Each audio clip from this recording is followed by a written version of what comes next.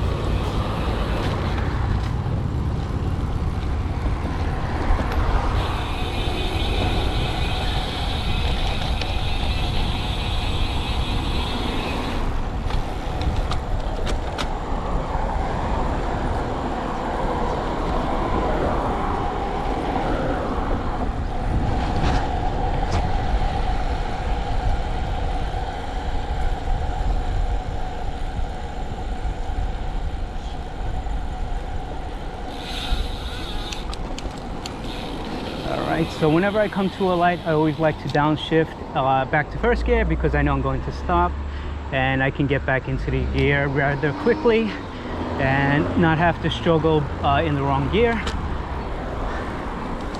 So today we're close to September 11th, and we wanted to go into the city and ride with the Brompton group that is going. Well, they actually pushed it a day further, but they were going to the city to check it out. But unfortunately we couldn't make it.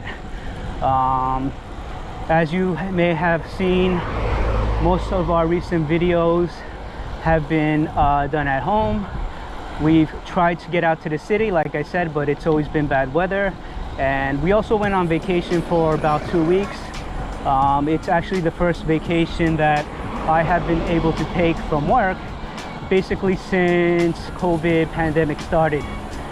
During the COVID pandemic, I was basically working alone, so it was not possible for me to take a vacation.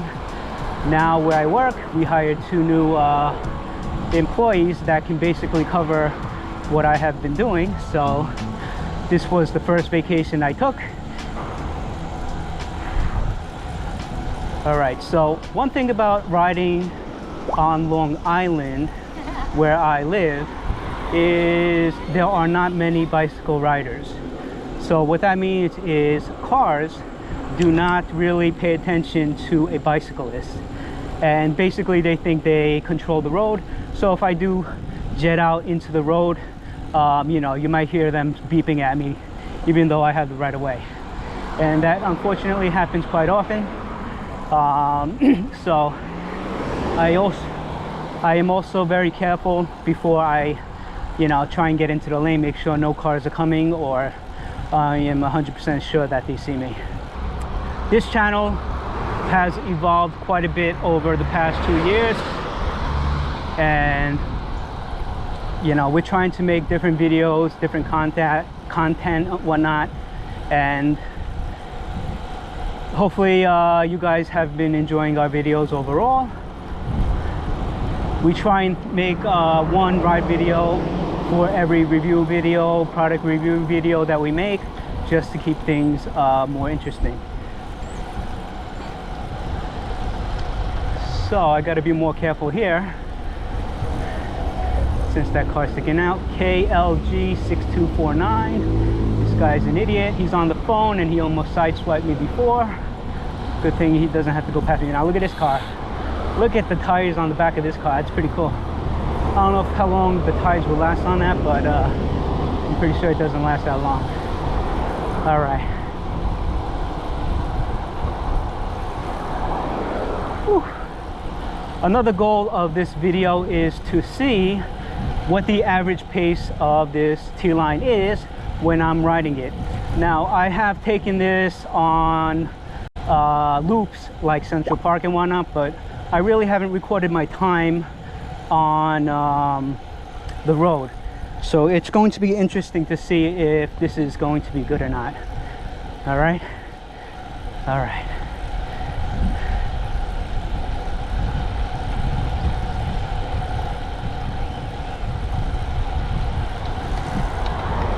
Whenever I pass these parked cars, I always look left and I look right. I make sure nobody's sitting in the car. If I see somebody sitting in the car, I'll swerve left a little more, unless I can see their face in their rear view. If I see their face in their rear view and I notice that they can see me, then I will definitely be less cautious. But it is definitely a concern of mine because I don't want to get doored. Getting doored in Long Island is more likely than in the city, simply because people don't pay attention. I have people walk in front of me on my bike all the time in Long Island, and they really get surprised that I'm there on a bike. So yeah, always be careful. All right, so we're in a part of town called West Hempstead, New York. Okay, and this area dramatically changes once you cross over the main road over here. You guys will see big difference.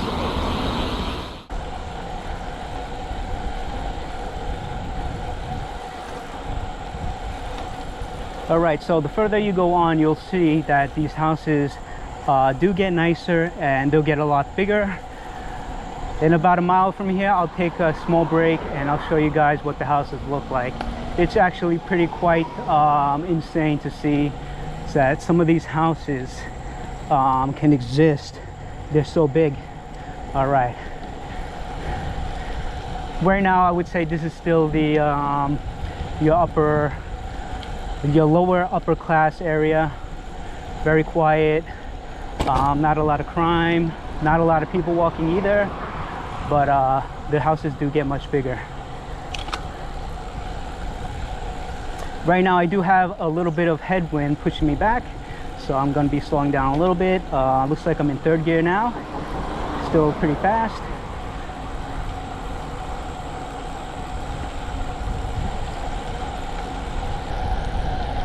All right, so right now we are in the middle of Garden City, New York. And I have a hotel coming up to my right and a school to my left.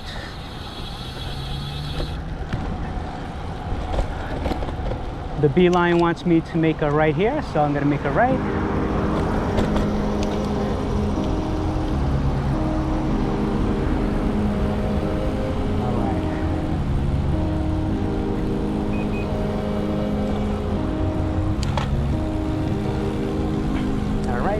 at this light, I'll make a left. And I'm gonna try and find a park to take a small break and talk to you guys a little bit more. But so far it says it's been 51 minutes and about 8 miles. All right, let's keep going. And there's somebody resting here, so we'll just keep going. I think pretty soon I have to make a video on the T-Line. It's been over a year, well into a year, and I don't think I have done an actual review on whether I like the bike or not, but obviously I like the bike. All right, you know what? Let's keep going. I'm gonna jump back on.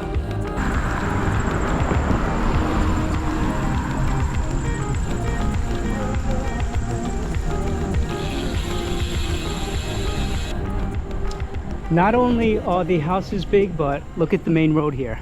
It's got 3 lanes on this side and 3 lanes on the other. Much different than what you would normally see, but this is probably one of the nicer neighborhoods on Long Island, especially in Nassau County. There are better neighborhoods, but they're pretty much not accessible by bike and only by car. A lot of places don't have sidewalks, so it's quite dangerous to ride. But you can see how much bigger the houses are here, even on the other side of the road.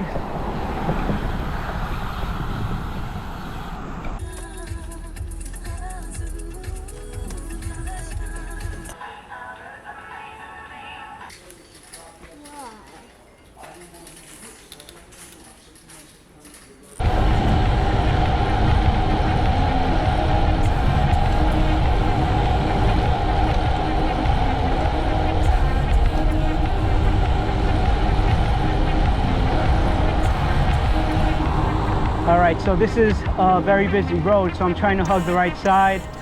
I'm on the Continental Urbans with the 2 Bolitos.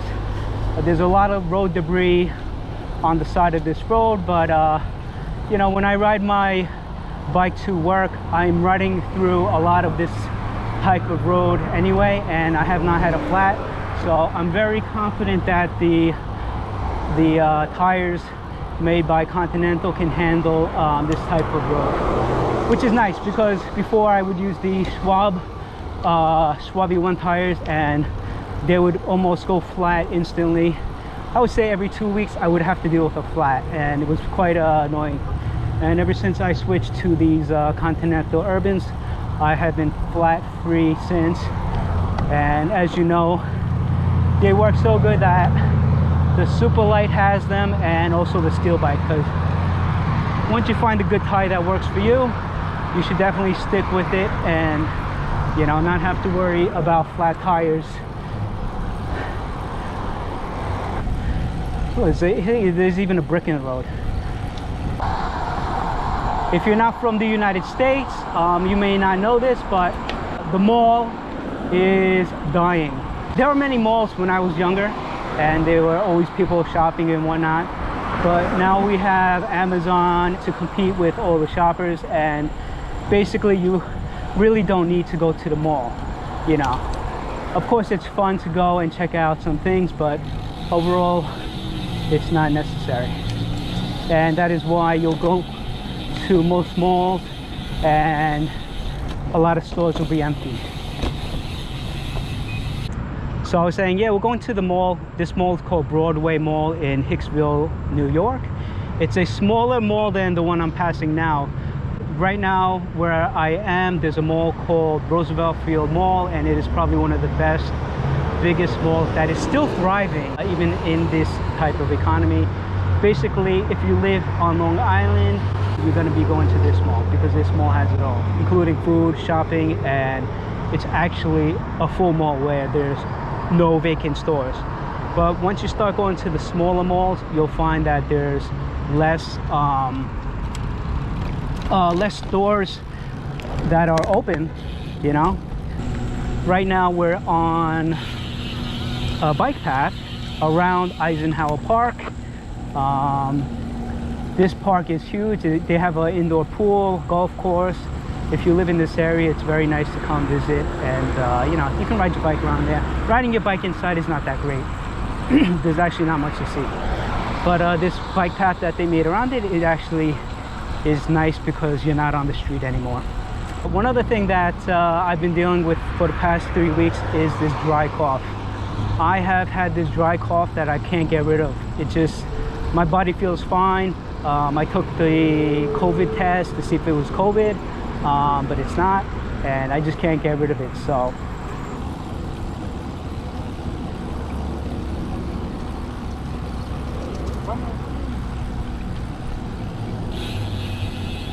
all right, so the GPS wants me to go straight, so let me cut across this way so I can cut across straight. So I can go straight across and not have to worry about the cars.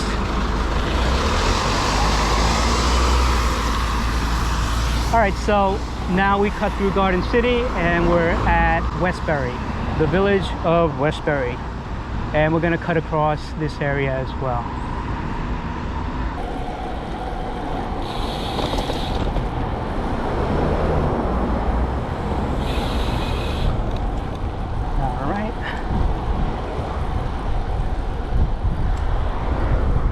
So right now we're at the Westbury train station, the Long Island Railroad.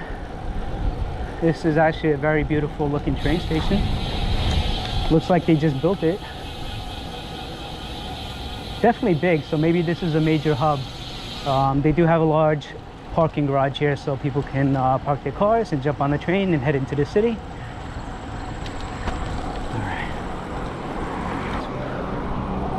This part of Westbury is an industrial area, so you're going to see a lot more companies that have warehousing around this area. So it's not a great area to ride in as well. So this is basically why we don't really make too many videos where we live, because there's simply not much to see. And you're basically looking at the road. But I'm trying to keep talking, keeping you guys entertained. I am by myself, so I don't want to change up the camera angles and whatnot right now. I simply want to ride.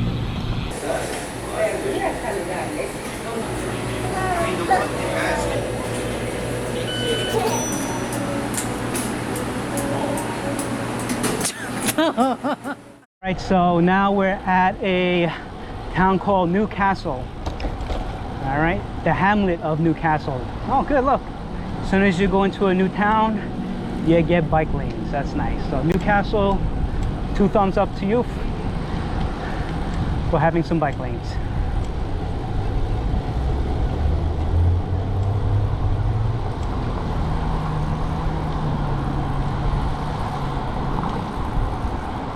But if you guys have been looking to the left and right, you'll notice a lot of these neighborhoods are the same. Much of Long Island is a working class area, so typically no matter where you go, the people might change, but the homes, the supermarkets, small stores, they're about the same.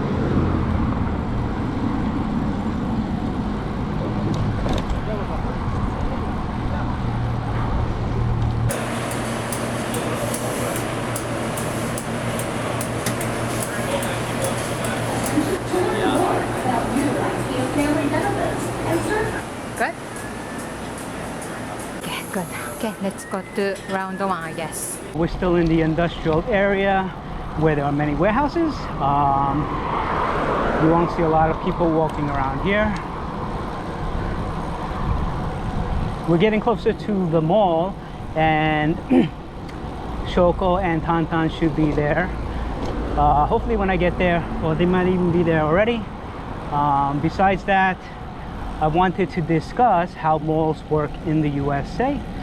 All right, so in the past, when I was in college, I worked for a commercial real estate company, basically as a handyman doing repairs, and also bookkeeping as well. you know, doing like the cams, the common area maintenance, taxes, rent, things like that.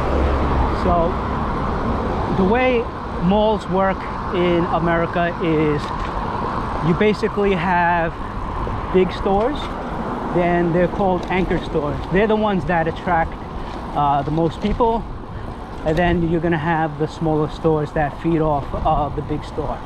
So every mall needs to have a good anchor store. And for the mall that we're going to right now, the anchor store, there's actually two in my opinion, is IKEA and Round One Entertainment. Round One Entertainment is an arcade place. They got video games and bowling, karaoke, and basically they're there to entertain the young people, especially at night because they're open later. So they got that going for them. And also IKEA, everybody loves IKEA for their furniture. And basically those are the two anchor stores for Broadway Mall, and that's probably the main reason that they are open and quite successful compared to other malls in the area which are dying slowly. You know, without a big store to attract customers, they're not just going to go there to visit one small store because it's just not worth the time. So we'll go check it out once we get there. I'll show you guys my awesome gaming skills. You know, they got the claw machines. Hopefully I'll be able to get some dolls for Tantang, and let's check it out. Wow, the road here is really bad. Gotta stick to the main road. The road is closed up ahead, so I'm gonna have to take a detour. Not really sure where to take the detour, but it looks like I can't go straight. So I'm gonna turn left because the other cars are turning left, and hopefully I won't be going too far out of my way. Oh, actually, you know what? This is the way I have to go. It actually worked out great because this is the back entrance, and which means I'm already here. That's actually pretty quick. All right, well, anyway, we're here at the Round One, which is located in the back of this mall. All right, so my average time over 11.6 miles is 13 miles per hour, and it took me 53 minutes. All right, I am going to fold up my bike and keep it in the car so I don't have to carry it around. Everything worked great as usual. Yeah, so hopefully I'll be able to get more ride videos out. Let me know if you guys like this type of video where I'm simply mounting the camera and just doing rides.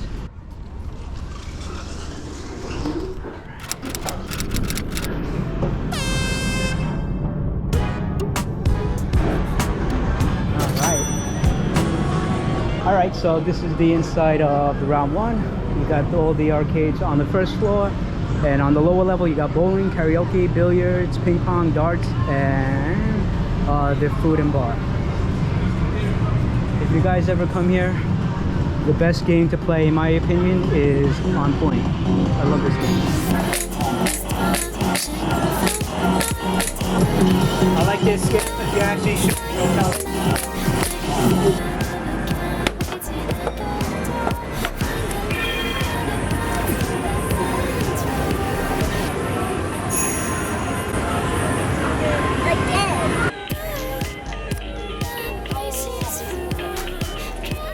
Normally I wouldn't want to play these games this much, but since you guys are like, you know, watching me, I gotta get one.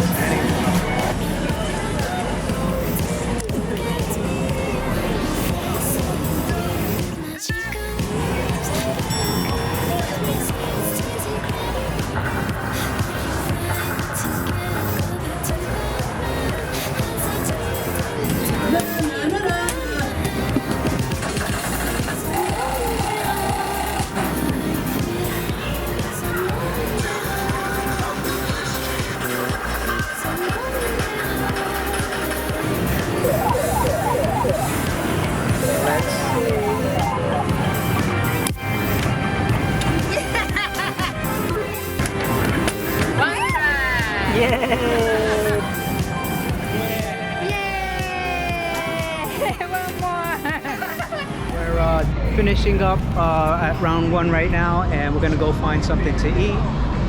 All right. We still have a lot of credits left, but maybe we'll just save them for next time.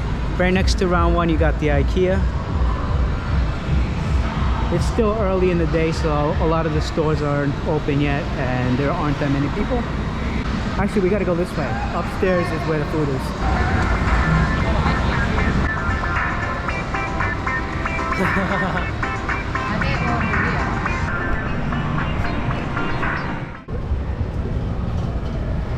So this is the food court. As soon as you come up, you got King Kong hot dogs, tacos. Oh, here it is. This is where the cinema is. And then you have a few more eating places over here. So there aren't that many food court stores here, but it's enough for this area. And behind me, you have a small kids play area. This is where Tom likes to come and run around. You want beef, you want cheese, you want the chicken, you want the half and half. And this place is called Kong Dog. French fries. This one is Cheetos. All right. And the potato. Ooh. Potatoes. Yum, yum, yum. This is the Cheetos dog, and it has the beef center.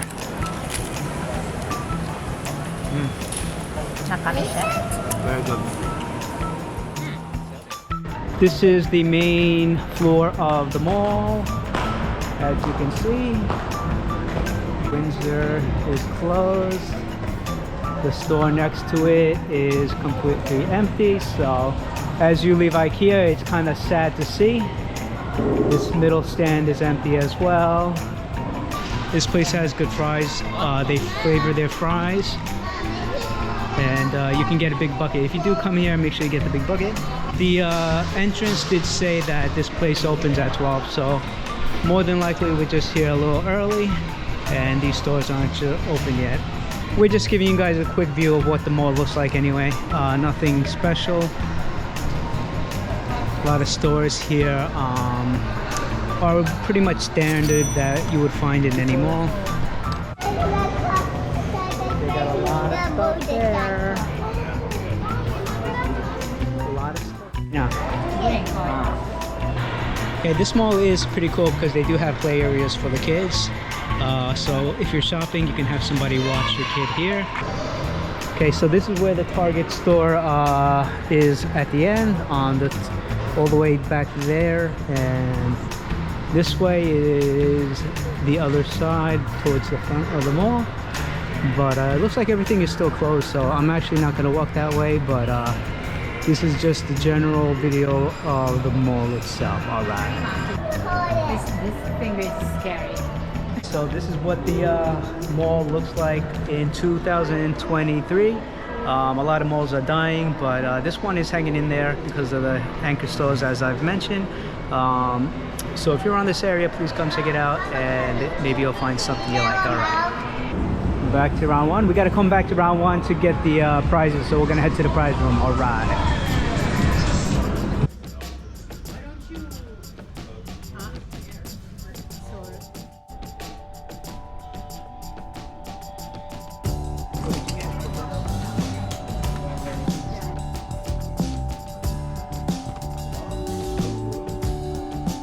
I know one of these vendors size.